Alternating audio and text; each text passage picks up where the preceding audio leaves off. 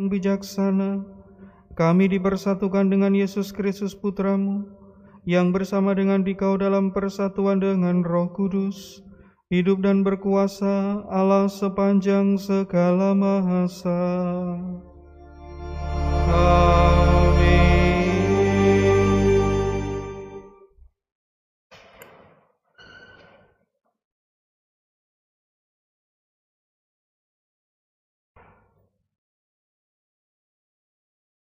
Bacaan dari kitab Yesaya. Pada akhir zaman, sebuah tunas akan keluar dari tunggul Isai, dan taruk yang akan tumbuh dari pangkalnya akan berbuah. Roh Tuhan akan ada padanya, roh hikmat dan pengertian, roh nasihat dan keperkasaan, roh pengenalan dan takut akan Tuhan.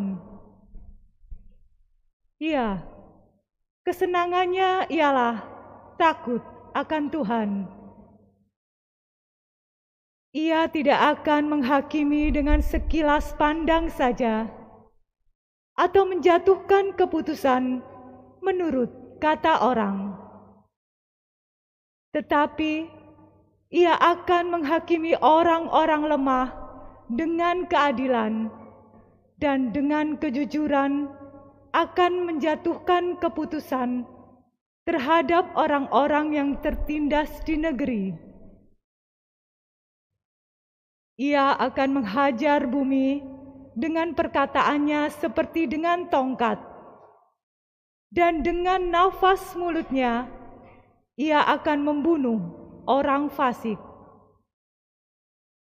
Ia tidak akan menyimpang dari kebenaran dan kesetiaan, seperti ikat pinggang yang terus terikat pada pinggang. Pada masa itu, serigala akan tinggal bersama domba, dan macan tutul akan berbaring di samping kambing. Anak lembu dan anak singa akan makan rumput bersama-sama, dan seorang anak kecil akan menggiringnya.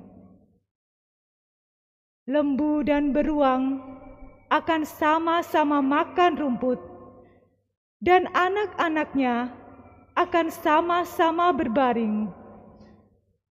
Sedang singa akan makan jerami seperti lembu. Bayi akan bermain-main dekat liang ular tedung, dan anak yang cerai susu akan mengulurkan tangannya ke sarang ular beludak. Tidak ada yang akan berbuat jahat atau yang berlaku busuk di seluruh gunungku yang kudus, sebab seluruh bumi penuh pengenalan akan Tuhan, seperti air laut yang menutupi dasarnya. Maka pada waktu itu, taruk dari pangkal Isai akan berdiri sebagai panji-panji bagi para bangsa. Dia akan dicari oleh suku-suku bangsa, dan tempat kediamannya akan menjadi mulia. Demikianlah sabda Tuhan.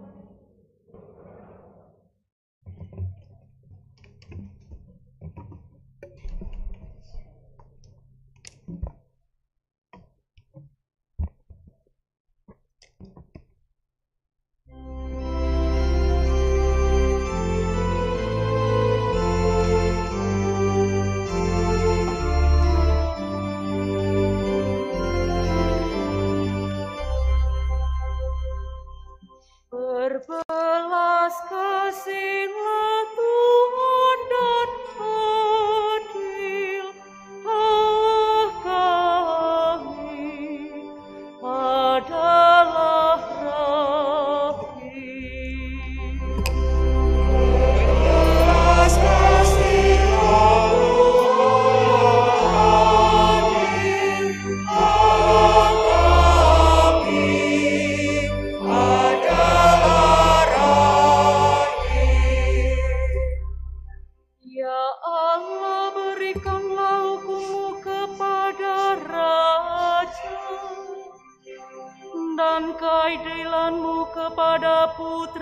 Raja. Kiranya Ia mengadili umat-Mu dengan keadilan dan menghakimi orang-orang-Mu yang tertindas dengan hukum. Berbelas kasihlah Tuhan yang agung, Allah kami, ajalah rahim.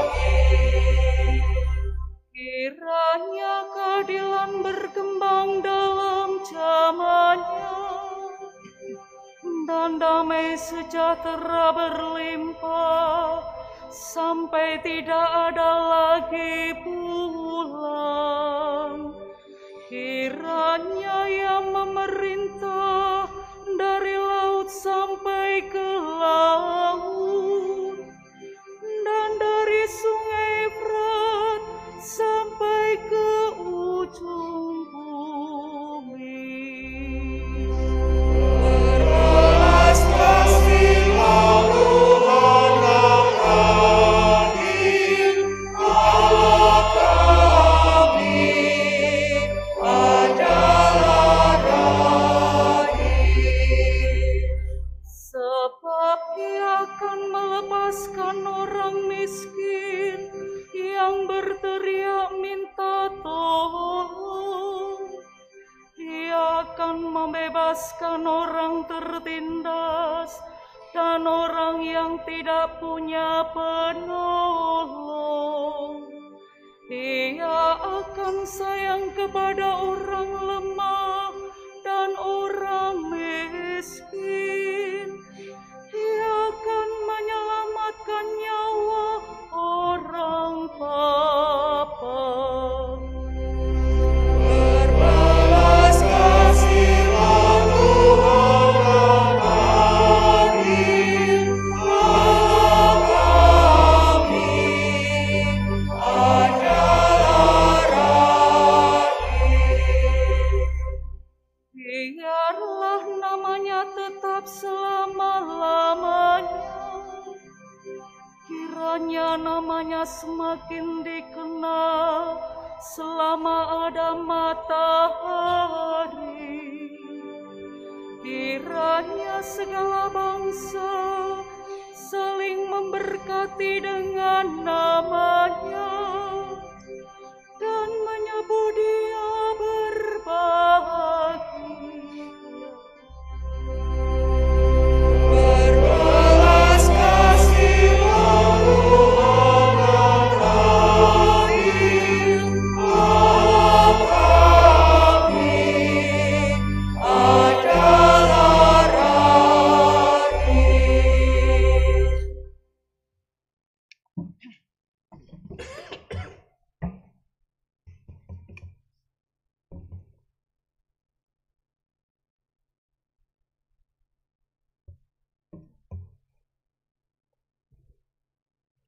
Bacaan dari surat Rasul Paulus kepada jemaat di Roma.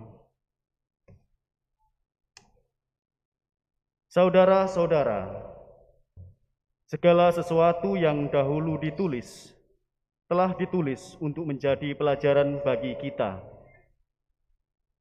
Maka kita harus teguh berpegang pada pengharapan berkat ketekunan dan penghiburan dari kitab suci. Semoga Allah, sumber ketekunan dan penghiburan, mengaruniakan kerukunan kepada kamu sesuai dengan kehendak Kristus Yesus, sehingga dengan satu hati dan satu suara kamu memuliakan Allah dan Bapa Tuhan kita, Yesus Kristus. Oleh karena itu, terimalah satu akan yang lain, sama seperti Kristus juga telah menerima kita untuk kemuliaan Allah. Yang aku maksudkan ialah bahwa demi kebenaran Allah, Kristus telah menjadi pelayan orang-orang bersunat untuk mengukuhkan janji yang telah diberikan Allah kepada nenek moyang kita, dan untuk memungkinkan bangsa-bangsa lain memuliakan Allah berkat kasih karunia yang diberikan Allah kepada mereka. Hal ini kukatakan kepadamu seperti ada tertulis, Aku akan memuliakan engkau di antara bangsa-bangsa dan menyanyikan mazmur bagi namamu. Demikianlah sabda Tuhan.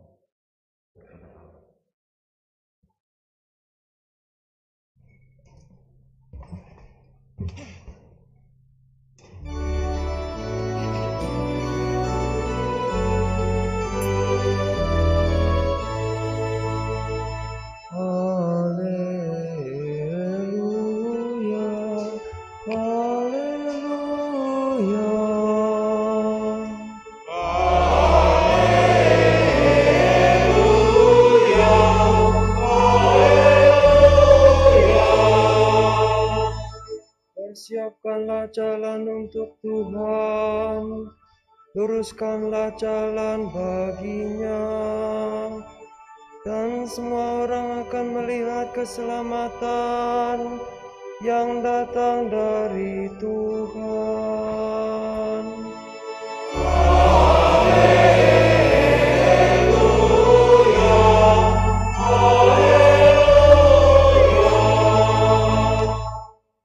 Tuhan bersamamu.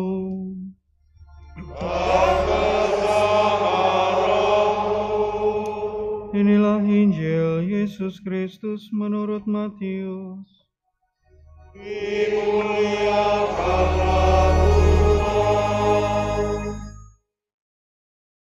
Pada waktu itu tampillah Yohanes Pembaptis di padang gurun Yudea dan memberitakan, "Bertobatlah, sebab kerajaan surga sudah dekat."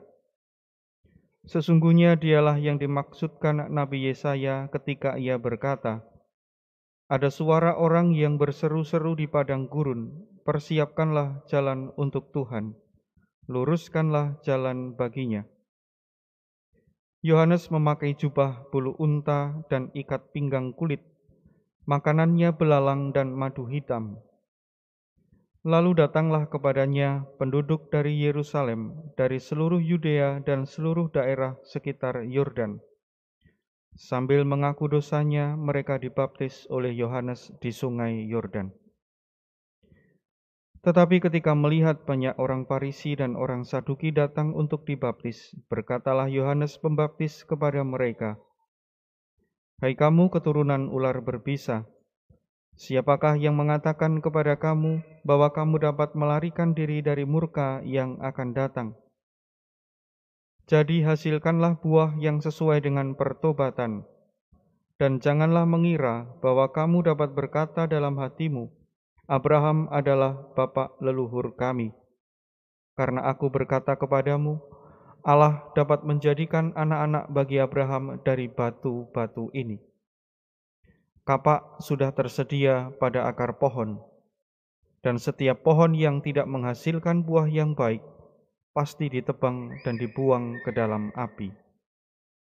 Aku membaptis kamu dengan air sebagai tanda pertobatan, tetapi Dia yang akan datang kemudian setelah aku lebih berkuasa daripada aku, dan aku tidak layak membawa kasutnya.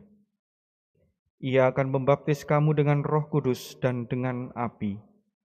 Alat penampi sudah di tangannya. Ia akan membersihkan tempat pengirikannya dan mengumpulkan gandumnya ke dalam lumbung. Tetapi debu sekam itu akan dibakarnya dalam api yang tak terpadamkan. Demikianlah sabda Tuhan. Terpujilah Kristus.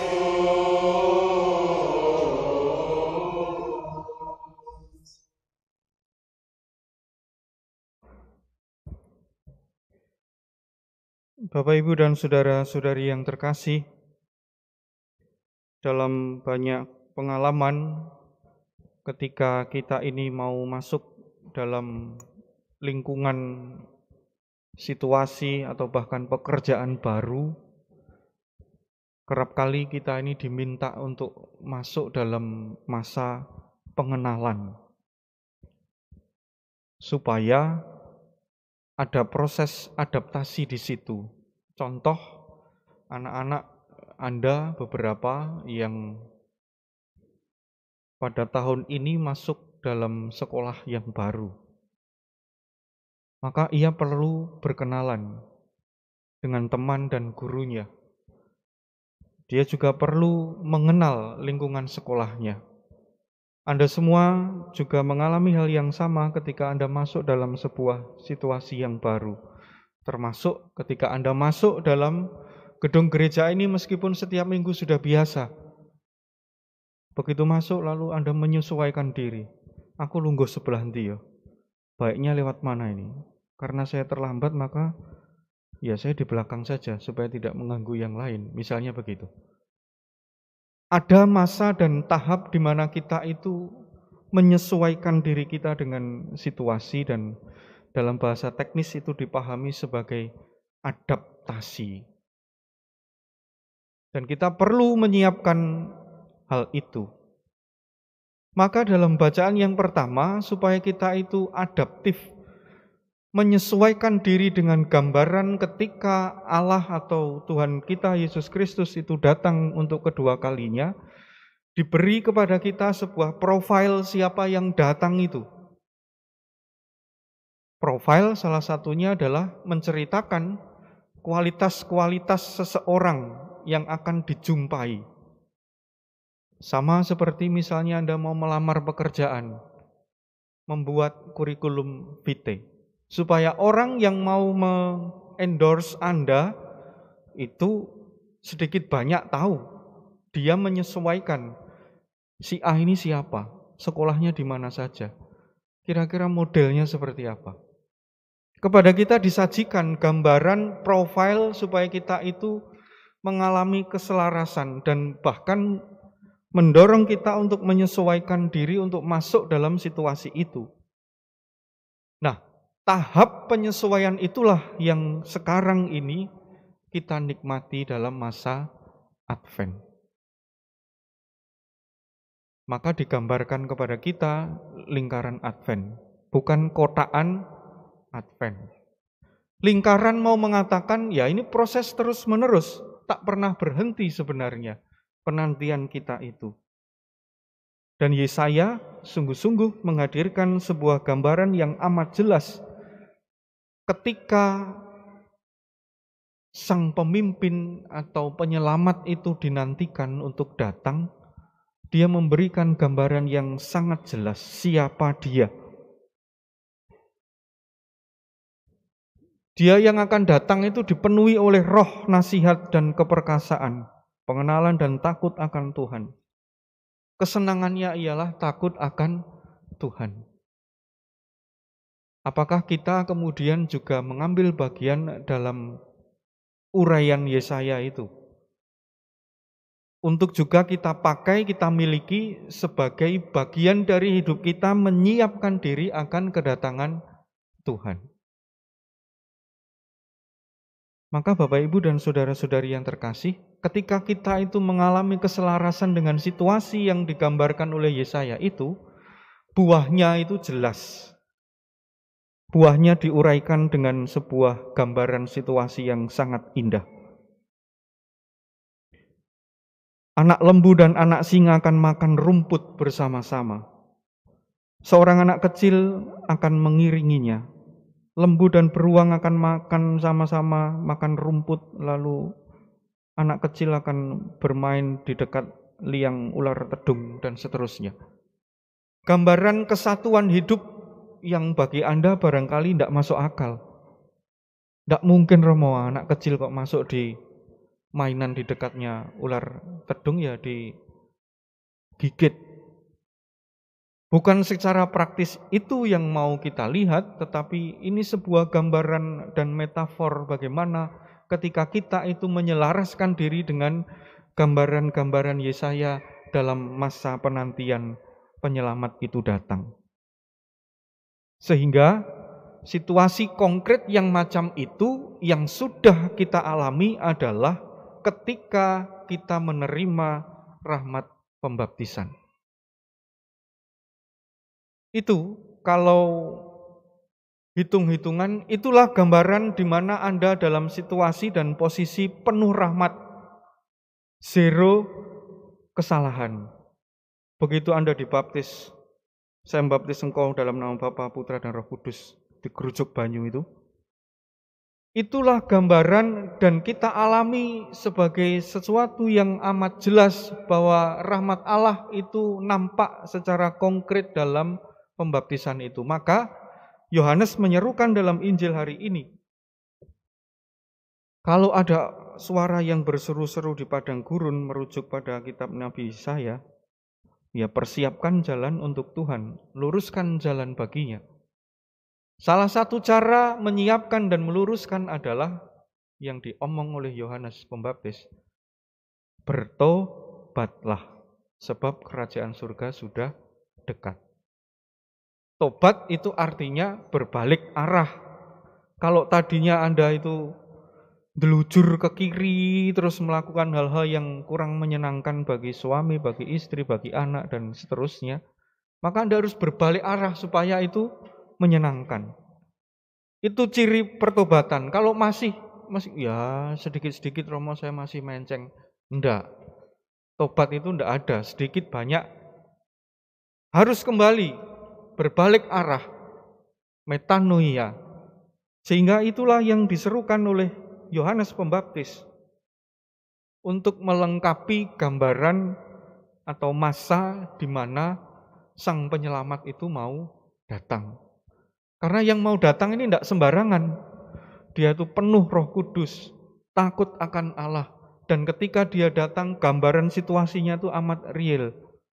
Ada sukacita, kesatuan hidup, dan kedalaman kebahagiaan yang kemudian dirasakan. Maka Bapak, Ibu, dan saudara-saudari yang terkasih, Advent menjadi waktu yang penuh rahmat bagi kita semua untuk menghasilkan buah yang sesuai dengan pertobatan. Tidak perlu besar-besar. Anda cukup punya komitmen diri. Dalam masa Advent ini hendak mengisi dan mewujudkan bahwa saya ini menjadi sarana kehadiran Allah itu dengan mewujudkan hal-hal konkret yang kecil dalam lingkungan hidup Anda. Di rumah, dalam pekerjaan, dalam relasi Anda, dengan saudara, dengan siapapun. Pilih 1-2 hal yang kecil dan mari kita berusaha untuk konsisten melakukan perbuatan baik itu. Lalu bagaimana Romo saya mengisi masa itu supaya yang pertama saya berbuah sesuai dengan pertobatan, lalu yang kedua saya menikmati situasi pertobatan yang digambarkan dalam bacaan yang pertama itu. Rasul Paulus memberikan jawaban kepada kita dalam bacaan yang kedua. Apa yang kemudian boleh kita sajikan sebagai ungkapan hidup kita dalam masa Advent yang diwarnai dengan pertobatan?